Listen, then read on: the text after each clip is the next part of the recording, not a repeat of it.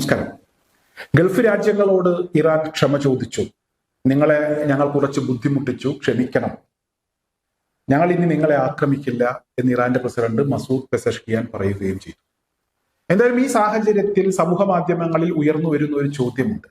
Gulf രാജ്യങ്ങളിൽ ഇനി എന്തെങ്കിലും ബാക്കിയുണ്ടോ എന്നുള്ളതാണ് ആ ചോദ്യം.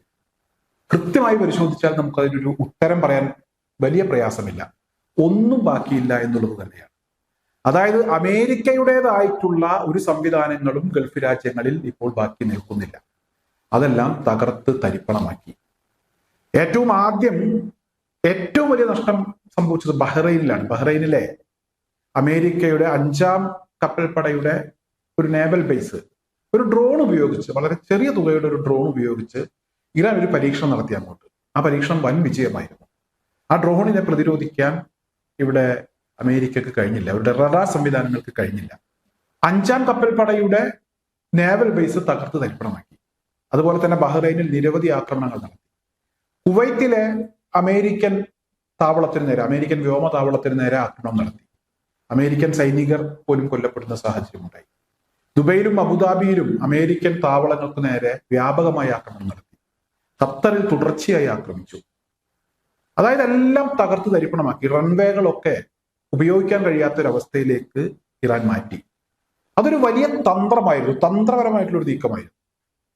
അതായത് ഈ റൺവേകളൊക്കെ ഉപയോഗിക്കാൻ കഴിയുന്ന ഒരു സാഹചര്യം ഉണ്ടായാൽ നാളെ ഗൾഫ് രാജ്യങ്ങൾ ഞങ്ങളുടെ ബേസുകൾ ഉപയോഗിക്കാൻ പാടില്ല എന്ന് പറഞ്ഞാലും അമേരിക്ക അവിടെ കയറി പണിയും. അക്കാര്യത്തിൽ തർക്കമൊന്നുമില്ല. ഇത് ഇറാന് നേരത്തെ തന്നെ അറിയാം. ഗൾഫ് രാജ്യങ്ങളെ അമേരിക്ക കണ്ണുരുട്ടി പേടിപ്പിക്കും. അത് മുന്നിൽ കണ്ട ഇറാൻ തൊട്ടടുത്തുള്ള അമേരിക്കൻ സൗകര്യങ്ങളെ മൊത്തത്തിൽ അങ്ങ് നശിപ്പിച്ചു കളഞ്ഞു. എന്നാൽ ഈ ഗൾഫ് രാജ്യങ്ങൾക്ക് എന്തെങ്കിലും പ്രശ്നങ്ങൾ ഉണ്ടായോ? ഇവിടുത്തെ അമേരിക്കൻ എംബസിയും മറ്റുമൊക്കെ തകർത്തിട്ടുണ്ട്. അമേരിക്കൻ താല്പര്യങ്ങൾ ഇതൊക്കെ തകർത്തിട്ടുണ്ട്. ഗൾഫ് രാജ്യങ്ങൾക്ക് എന്തെങ്കിലും പ്രശ്നം ഉണ്ടായിട്ടുണ്ടോ എന്ന് ചോദിച്ചാൽ ഈ മിസൈലുകളെയും ഡ്രോണുകളെയും ഒക്കെ പ്രതിരോധിക്കുന്നതിന്റെ ഭാഗമായി അതിന്റെ ചീളുകളൊക്കെ വന്ന് തെറിച്ച് കുറച്ച് പ്രശ്നങ്ങൾ ഉണ്ടായിട്ടുണ്ട്. ചെറിയ രീതിയിലുള്ള മരണങ്ങൾ ഉണ്ടായിട്ടുണ്ട്, ചെറിയ രീതിയിലുള്ള അപകടങ്ങൾ ഉണ്ടായിട്ടുണ്ട്, ചെറിയ തീപിടുത്തങ്ങൾ ഉണ്ടായിട്ടുണ്ട്. ഇതിലപ്പുറം ഗൾഫ് രാജ്യങ്ങൾക്കൊന്നും സംഭവിച്ചിട്ടില്ല.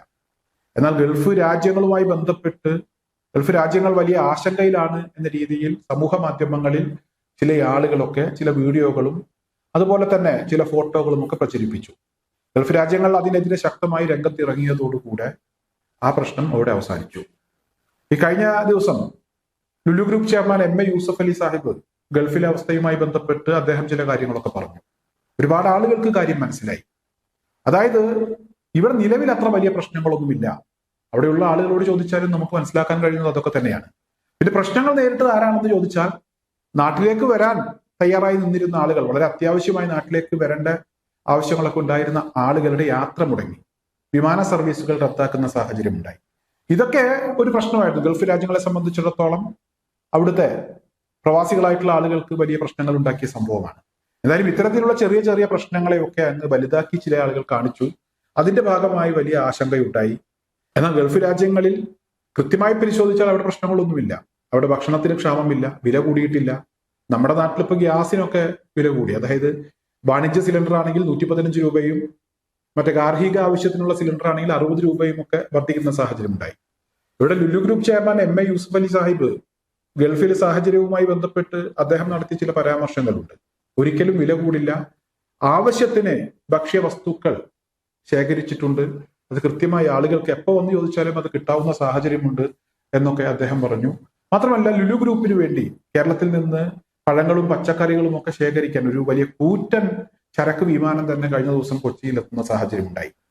എന്തായാലും യാതൊരുവിധ പ്രശ്നങ്ങളും അവിടുത്തെ സാധാരണക്കാരായിട്ടുള്ള ആളുകൾക്ക് അവിടെ ജോലി സംബന്ധമായ വിഷയങ്ങൾക്കൊന്നും ഉണ്ടായിട്ടില്ല. എന്നാൽ ചില ആളുകൾ പ്രശ്നങ്ങൾ ഉണ്ടാക്കുന്നതിന് വേണ്ടി കാത്തിരുന്ന കാഴ്ചകളൊക്കെ നമ്മൾ കണ്ടതാണ്. മൊസാദും അതുപോലെ തന്നെ CIA-യും ഉൾപ്പെടെയുള്ള സംഘടനകൾ അവർ ഇവിടെ അവസരം മുതലാക്കാൻ പരമാവധി ശ്രമം നടത്തി.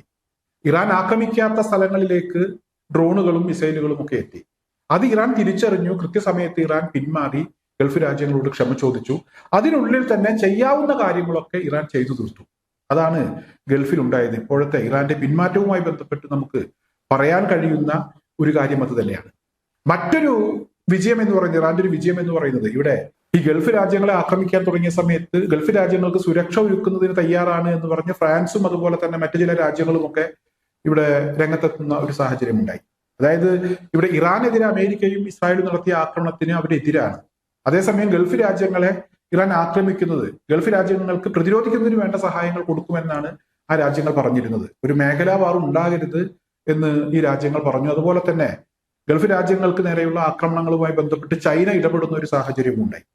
അതായത് ചൈനയും റഷ്യയും ഒക്കെ ഇവിടെ ഇറാനോടൊപ്പമാണ് എന്ന കാര്യം സത്യമാണ്. പക്ഷെ അതേസമയം ഇവിടെ ഒന്നുകൂടെ ആ ബന്ധം ഊട്ടി ഉറപ്പിക്കാൻ ഈ ഗൾഫിലേക്ക് നടത്തിയ അമേരിക്കൻ ബേസുകൾക്ക് നേരെ നടത്തിയ ആക്രമണവുമായി ബന്ധപ്പെട്ട് ഇറാന് കഴിഞ്ഞു.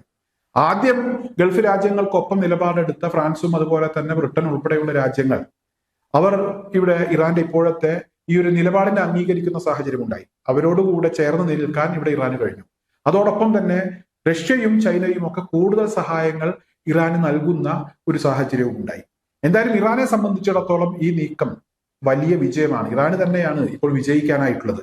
കാരണം അവരെ സംബന്ധിച്ചിടത്തോളം അവരുടെ ശത്രു ഇവിടെ അമേരിക്കയും ഇസ്രായേലും മാത്രമാണ്.